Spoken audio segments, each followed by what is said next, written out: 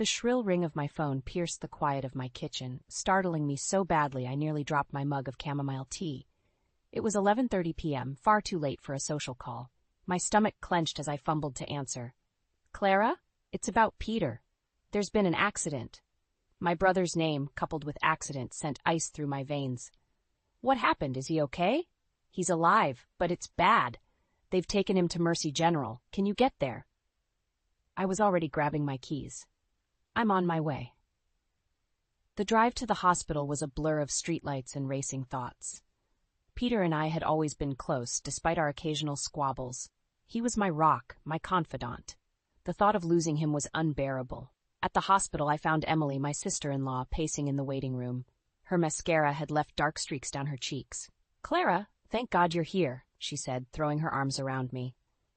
I hugged her back, pushing down my own panic. "What happened?" Emily pulled away, wiping her eyes. "He fell down the stairs at home. They think he might have had a stroke first, but they're not sure. He's in surgery now." My mind reeled. Peter was only 41, far too young for a stroke. "Have you called Mom and Dad?" Emily nodded. "They're on their way, but it'll take them a few hours to get here from Florida." A doctor approached us then, his face grave. "Mrs. Lawson, I'm Dr. Reeves. Your husband is out of surgery, but he's in critical condition. We've induced a coma to help reduce brain swelling." Emily gasped, and I grabbed her hand. "Can we see him?" I asked. Dr. Reeves nodded. "Briefly. Follow me." Peter looked small and fragile in the hospital bed, tubes and wires snaking from his body. I felt tears welling up as I took his hand. "Oh, Pete," I whispered. "What happened to you?" Emily stood on the other side of the bed, her face a mask of worry. "The kids are with my sister," she said softly. "I should probably call and update her." I nodded, not taking my eyes off Peter. "Go ahead. I'll stay with him." As soon as Emily left the room, I leaned in close to my brother. "Pete, if you can hear me, you need to fight. We need you here." My eyes fell on Peter's jacket, draped over a chair nearby. A folded piece of paper was peeking out of the pocket.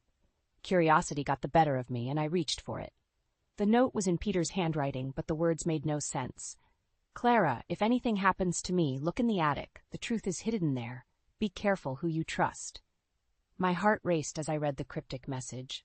What truth? And why would Peter write such a thing? I quickly folded the note and slipped it into my own pocket, just as Emily returned. "Any change?" she asked hopefully. I shook my head, guilt gnawing at me for hiding the note. "No, he's still the same." Emily sighed, sinking into a chair. "I just don't understand how this could have happened. He was fine when I left for my book club meeting." Something in her tone made me pause. Was that a hint of defensiveness? Before I could ponder it further, my phone buzzed.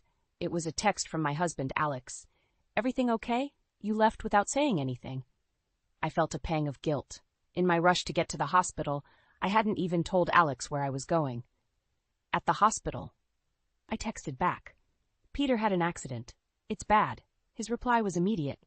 "On my way." As I put my phone away, I caught Emily watching me with an odd expression. It was gone in an instant, replaced by worry for Peter.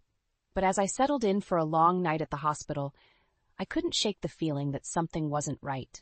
Peter's mysterious note burned in my pocket, a harbinger of secrets yet to be revealed.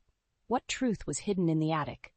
And more importantly, who couldn't I trust? The steady beep of Peter's heart monitor filled the hospital room as I sat by his bedside, my mind drifting to happier times.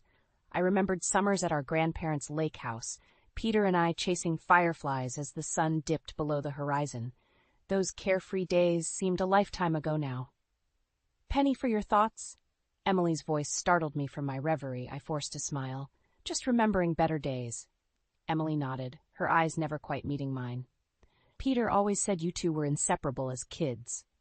"We were," I agreed, studying her face. Something about her demeanor felt off, but I couldn't put my finger on it. The weight of Peter's note in my pocket seemed to grow heavier. Just then, Alex arrived, looking harried. "Clara, I came as soon as I could. How is he?" I filled him in on Peter's condition, watching as he and Emily exchanged a look I couldn't quite decipher. A seed of doubt took root in my mind. "Emily," I said, keeping my voice casual, "I was thinking of stopping by your house to pick up some things for Peter. Maybe look for any important papers he might need." A flicker of panic crossed her face before she composed herself. Oh, I don't think that's necessary. I can handle it. Alex jumped in. I'm sure Emily's got it under control, Clara. No need to worry about that now. Their eagerness to keep me away from the house only fueled my suspicions. I smiled tightly. Of course, just trying to help. As the night wore on, I found myself watching Emily more closely. The ways she fidgeted with her wedding ring, her hushed conversations with Alex in the hallway, it all felt wrong somehow. When Emily stepped out to make a call, I turned to Alex. Don't you think Emily's acting strange? He frowned. She's worried about her husband, Clara. We all are. It's more than that, I insisted. And why are you two so adamant about me not going to their house? Alex's expression hardened. What are you implying? Before I could respond, my parents burst into the room, faces etched with worry. The conversation with Alex would have to wait. As Mom fussed over Peter and Dad spoke with the doctors, I slipped out to get some air. In the quiet hospital garden, I pulled out Peter's note, reading it again. The truth is hidden there.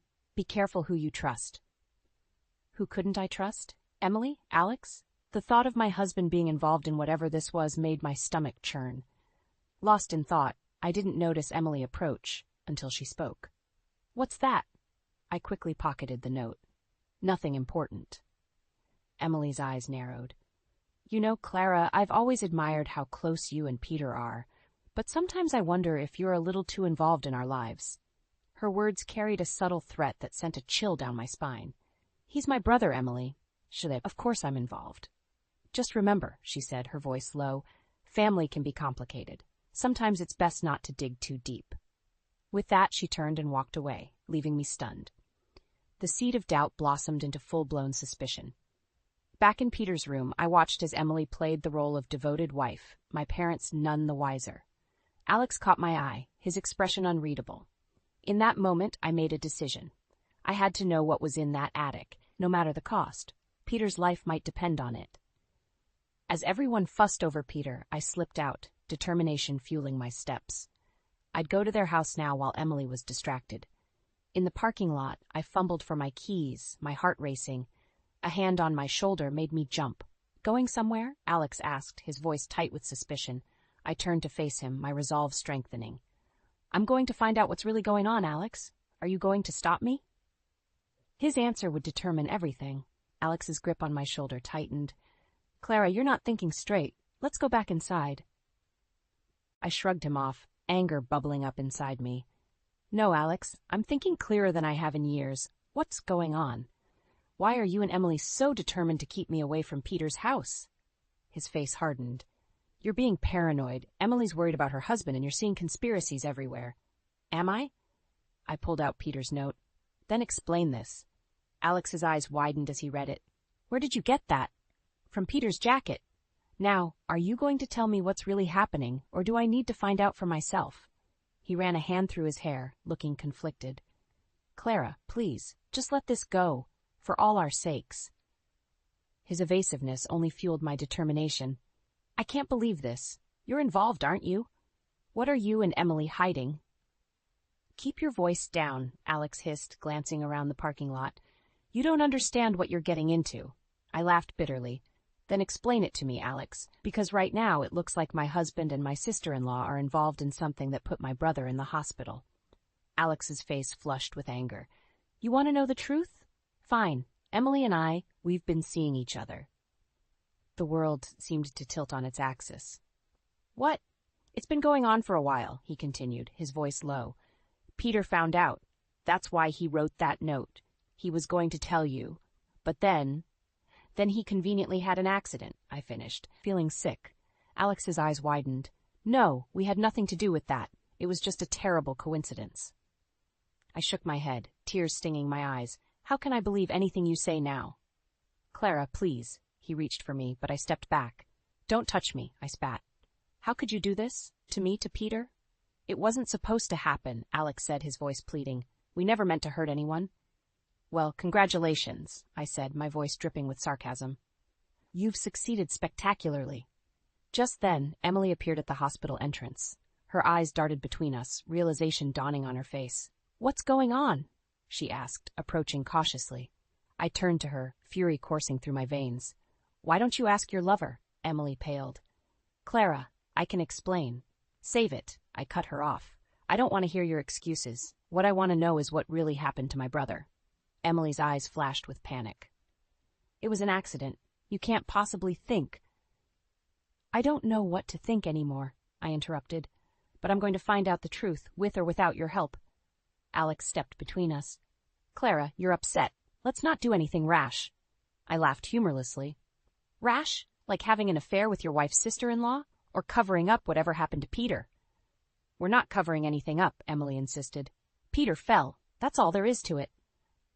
But the fear in her eyes told a different story. I turned to Alex, my heart breaking. I want a separation. I can't even look at you right now. His face crumpled. Clara, please. We can work this out. Work what out? I asked, my voice rising. The fact that you've been lying to me for God knows how long? That you're somehow involved in whatever happened to my brother? You're jumping to conclusions, Alex said, his own anger flaring. If this is how little you trust me, maybe a separation is a good idea. His words hit me like a physical blow. Fine, I said, my voice cold. I'll be staying at Peter's house. Someone needs to look after his kids while their mother is otherwise occupied. Emily flinched at the barb. Clara, don't do this. Think of the family. I am thinking of the family, I retorted. The family you two seem intent on destroying. With that, I turned and walked to my car, ignoring their calls. As I drove away, I caught a glimpse of them in my rearview mirror, standing close together, united in their deceit. My hands shook on the steering wheel as I headed towards Peter's house, determined to uncover the truth hidden in the attic. Whatever secrets lay there, I was ready to face them, no matter the cost. The key trembled in my hand as I unlocked Peter's front door. The house was eerily quiet, a stark contrast to the chaos in my mind. I flicked on the lights, half expecting Emily or Alex to jump out and stop me. But I was alone, surrounded by the remnants of my brother's life.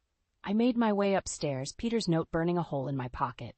The attic door loomed before me, a portal to truths I both craved and feared. With a deep breath, I turned the handle and stepped into the musty darkness. Fumbling for the light switch, I illuminated a cluttered space filled with boxes and forgotten memories. Where to start? I began rifling through the nearest stack, my heart pounding with each document I uncovered. Hours passed as I sifted through years of accumulated papers. Just as frustration threatened to overwhelm me, a small lockbox caught my eye. It was tucked behind an old suitcase, almost hidden from view. With shaking hands, I pried it open, gasping at its contents. Inside were photos, dozens of them, of Emily with Alex.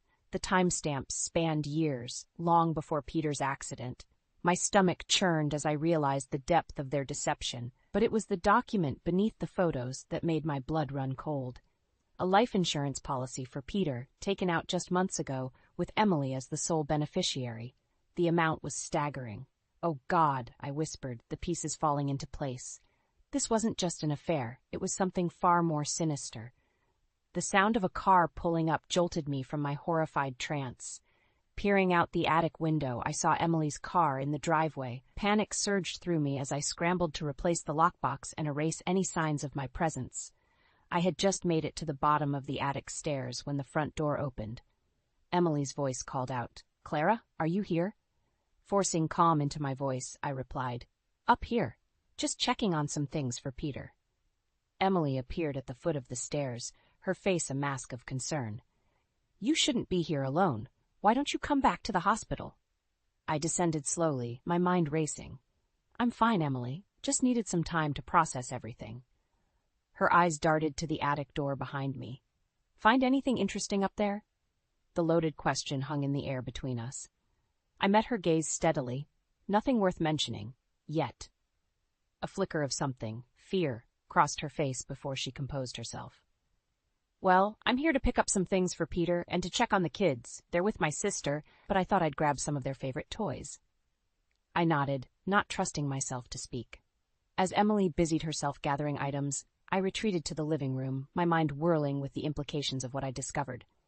My phone buzzed, a text from Alex. "We need to talk. Please come home." Home. The word felt hollow now, tainted by lies and betrayal.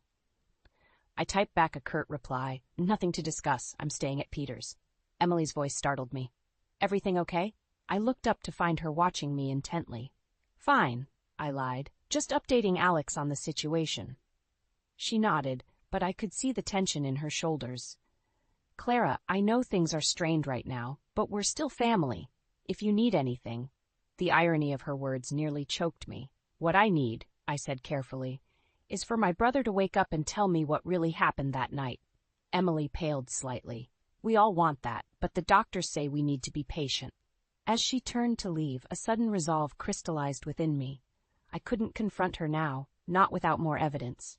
But I also couldn't let her and Alex continue their charade unchallenged. Emily, I called out, causing her to pause at the door. I'll be staying here to look after the kids. I'm sure you understand. Our eyes locked, an unspoken battle of wills. Finally, she nodded. Of course, that's very kind of you. As her car pulled away, I sank onto the couch, the weight of my discoveries pressing down on me. I knew what I had to do next, but the path ahead was fraught with danger and uncertainty. With trembling fingers, I dialed a number I never thought I'd use. Detective Johnson, it's Clara Lawson. I need to report a possible attempted murder. The days blurred together as I settled into a routine at Peter's house, caring for my niece and nephew while juggling hospital visits and clandestine meetings with Detective Johnson. The kids, Lily and Max, were a welcome distraction from the turmoil in my life, their innocence a stark contrast to the web of lies I was unraveling.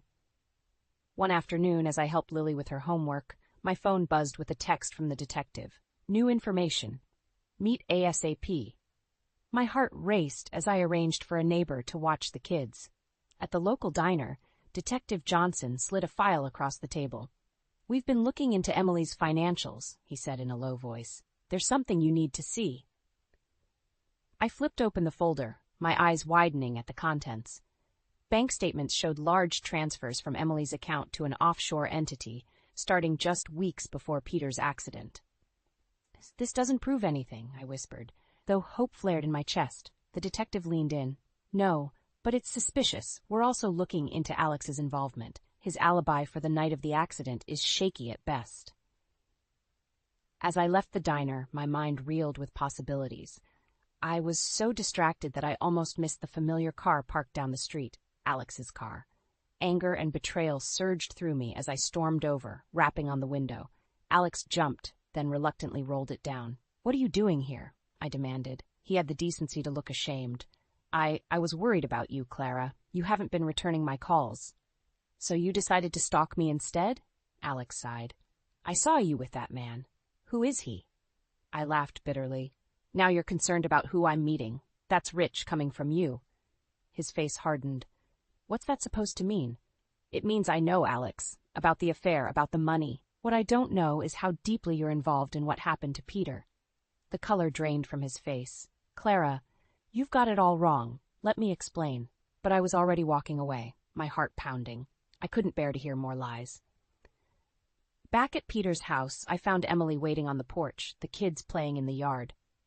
We need to talk, she said, her voice tight. I steeled myself, gesturing for her to come inside. In the kitchen, Emily paced nervously. I know you've been digging, she began, but you don't understand the whole picture. I crossed my arms. Then enlighten me. Emily took a deep breath. Peter and I, our marriage wasn't what it seemed. He had debts, Clara, dangerous ones. The money you found? It was to pay them off, to keep us safe. I stared at her, disbelief warring with a flicker of doubt. And the affair with Alex? She flinched. A mistake, one I deeply regret, but it has nothing to do with what happened to Peter. So you expect me to believe it's all just a coincidence? The affair, the money, Peter's accident? Emily's filled with tears. I know how it looks, but I swear, I had nothing to do with Peter's fall. I loved him, despite everything. As she spoke, I noticed something poking out of her purse, the corner of what looked like the lockbox I'd found in the attic. In that moment, everything crystallized. Emily wasn't here to explain. She was here to cover her tracks. Get out, I said, my voice shaking with fury. Emily blinked, taken aback. Clara, please. Get out now, or I swear I'll call the police this instant.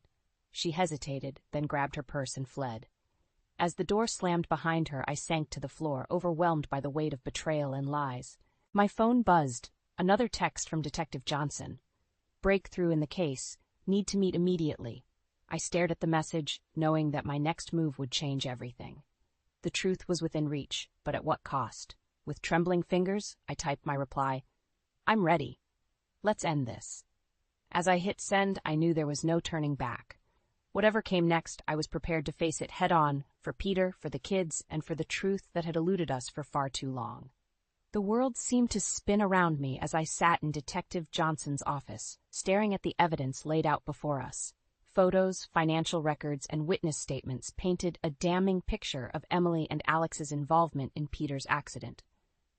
"We have enough to bring them in for questioning," Johnson said, his voice grave. "But we need your statement to tie it all together." I nodded, my throat tight. "I'm ready."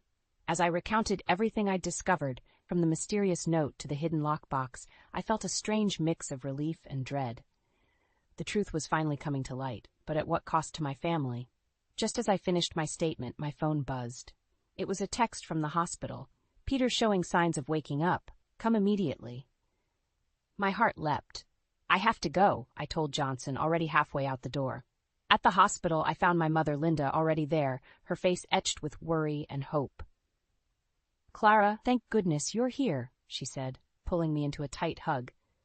We watched through the window as doctors swarmed around Peter's bed. His fingers twitched, then his eyelids fluttered. It was happening. He was waking up. As we waited anxiously, I filled Mom in on everything that had happened. Her face paled, then hardened with resolve. "Oh, Clara," she said, squeezing my hand. "You've been carrying this burden alone for too long, but not anymore. We'll face this together." Her words washed over me like a balm, easing some of the loneliness I'd been feeling. But our moment of connection was shattered by the arrival of Emily and Alex, bursting into the waiting room. "What's going on?" Emily demanded, her eyes darting between us and Peter's room. Before I could respond, Detective Johnson appeared behind them, flanked by 2 uniformed officers. "Emily Lawson, Alexander Lawson, you're under arrest for the attempted murder of Peter Lawson and conspiracy to commit insurance fraud."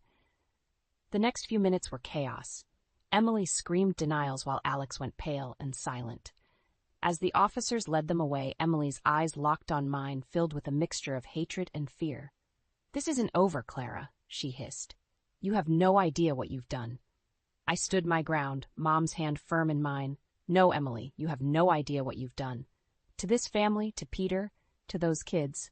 As they disappeared down the hallway, a doctor emerged from Peter's room. "He's awake and asking for Clara." With shaking legs, I entered the room. Peter's eyes were open, though unfocused. When he saw me, a weak smile crossed his face. "Clara," he whispered, "you found it."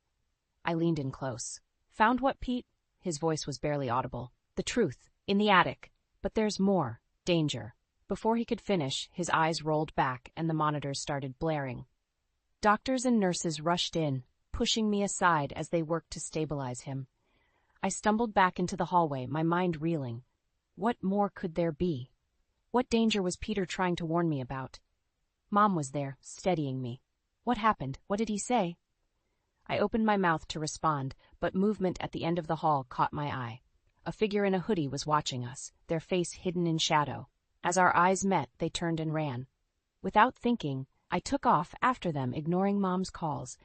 I chased the figure down flights of stairs and out into the parking lot, my heart pounding. Just as I thought I'd lost them, a hand grabbed my arm, yanking me behind a parked van. I found myself face to face with a woman I'd never seen before, her eyes wild with fear. "Are you Clara?" she asked urgently. I nodded, too out of breath to speak. "Listen carefully," she said, glancing around nervously. "Emily and Alex aren't working alone. There's a bigger conspiracy at play, and you're in danger. We don't have much time." As she spoke, I saw a black SUV pull into the lot, its tinted windows hiding the occupants. The woman's grip on my arm tightened. "You have a choice to make, Clara. Run now and stay safe, or dive deeper and risk everything to uncover the whole truth. What's it going to be?" My heart pounded as I made my split-second decision. "I'm in. Tell me everything." The woman, who introduced herself as Sarah, quickly ushered me into her car. As we sped away from the hospital, she filled me in on a conspiracy that made my head spin. Emily and Alex were just pawns in a larger game involving corporate espionage and money laundering. Peter had stumbled upon evidence that could bring down an entire criminal network. That's why they tried to silence him, Sarah explained. And now they're after you. We arrived at a safe house where Sarah showed me files that corroborated her story. My mind reeled as I recognized names of family, friends, and business associates entangled in this web of deceit. Just then, my phone rang. It was Mom. "Clara, where are you? Emily's been released on bail and she's here at the house. She's demanding to see you." My blood ran cold. "Mom, listen carefully. You need to get out of there now. Go to Aunt Marge's and wait for my call." "Clara, what's going on? You're scaring me." "Please, Mom, trust me. I'll explain everything soon." After ensuring Mom was safe, Sarah and I formulated a plan. We needed to retrieve the final piece of evidence from Peter's attic. Evidence he had hinted at before losing consciousness again. As we approached Peter's house, I saw Emily's car in the driveway. Sarah handed me a small recording device. "Be careful. Get her to talk, but don't let on what you know." With trembling hands, I entered the house. Emily was in the living room, pacing like a caged animal. When she saw me, her eyes flashed with a mixture of relief and anger. "Clara, thank God, you have to help me. These accusations are insane. You know I would never hurt Peter." I steeled myself, remembering Sarah's advice. "Then explain the money transfers, Emily. Explain the affair with Alex." Her face crumpled. "It's not what you think. We were being blackmailed. There are people, powerful people, who—" Suddenly the front door burst open. Alex stormed in, his face a mask of fury. "Emily, shut up. You have no idea what you're dealing with." I backed away, my heart racing. "Alex, what are you doing here?" His eyes darted between Emily and me. "Cleaning up this mess. I'm sorry, Clara, but you've left me no choice." As he reached into his jacket, I saw the glint of a gun. Time seemed to slow down. I lunged for the nearest object, a heavy vase, and hurled it at him. The gun went off, the bullet splintering the wood beside my head. Emily screamed, diving for cover. I scrambled towards the stairs, Alex's footsteps thundering behind me. I reached the attic door, fumbling with the lock as another shot rang out. Finally inside, I frantically searched for Peter's hidden evidence. Where was it? The sound of Alex ascending the stairs spurred me on. Just as my hand closed around a small USB drive tucked behind a loose floorboard, the attic door flew open. Alex stood there, gun trained on me, his eyes cold. "Hand it over, Clara. Now." I clutched the drive to my chest. "Why, Alex? How could you be involved in this?" His laugh was hollow. "You have no idea how deep this goes. The money, the power, it's beyond anything you can imagine." As he stepped closer, I heard sirens in the distance. Alex's head whipped towards the sound, momentarily distracted. It was now or never. I charged at him, catching him off guard. We grappled for the gun, our struggle bringing us dangerously close to the attic window. With a final, desperate shove, I felt Alex lose his balance.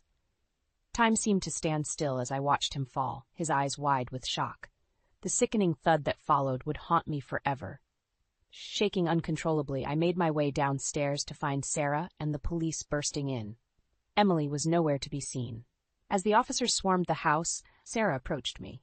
"It's over, Clara. You did it." But as I handed over the USB drive, I couldn't shake the feeling that this was far from over. The cost had been too high, the revelations too earth-shattering. As I watched the chaos unfold around me, one question burned in my mind.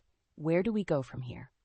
The courtroom buzzed with tension as I took the stand, my mother's encouraging nod from the gallery stealing my resolve. This was it, the moment of truth that would expose the web of lies and deceit that had nearly destroyed our family. As the prosecutor guided me through my testimony, I recounted every shocking detail. The affair, the conspiracy, the attempt on Peter's life. With each revelation, I watched Emily's face contort with a mixture of rage and desperation. "And what did you find on the USB drive, Miss Lawson?" the prosecutor asked. I took a deep breath. "Financial records proving that Emily and Alex were part of a larger criminal organization. They were laundering money through Peter's company, and when he discovered it, they tried to silence him." Emily leapt to her feet. "She's lying. Clara's always been jealous of me, of my relationship with Peter." The judge called for order as Emily's outburst echoed through the courtroom. As she was restrained, our eyes met. In that moment, I saw not just anger, but fear. The fear of a cornered animal. After I stepped down, Mom took the stand. Her testimony about the changes she'd observed in Peter and Emily's relationship and the suspicious behavior leading up to the accident further solidified our case. As the trial concluded and we awaited the verdict, Mom squeezed my hand. "No matter what happens, Clara, I'm proud of you. We've done the right thing." The jury's decision was swift and unanimous, guilty on all counts. As Emily was led away, her mask of innocence finally crumbled. "You'll regret this, Clara," she screamed. "You have no idea what you've done." In the days that followed, the full extent of the conspiracy came to light. Respected community members were arrested, businesses were shuttered, and our quiet town was left reeling from the scandal. Through it all, Mom and I stood strong, supporting each other and helping Peter through his recovery. His memory of the accident was still hazy, but with each passing day, he grew stronger. One evening as we sat on the porch of our childhood home, Peter turned to me. "Clara, I can't thank you enough for what you've done. You saved my life and you saved our family." I smiled, feeling a weight lift from my shoulders. "We saved each other, Pete. That's what family does." Mom joined us carrying a tray of lemonade.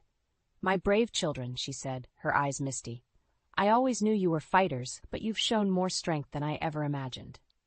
As we sat there watching the sunset, I reflected on the tumultuous journey we'd been through. The pain, the betrayal, the fear, it had all led to this moment of peace and unity. "What happens now?" Peter asked, voicing the question we'd all been pondering. I took a sip of lemonade, considering. "We rebuild, we heal, and we move forward together." Mom nodded, her face resolute.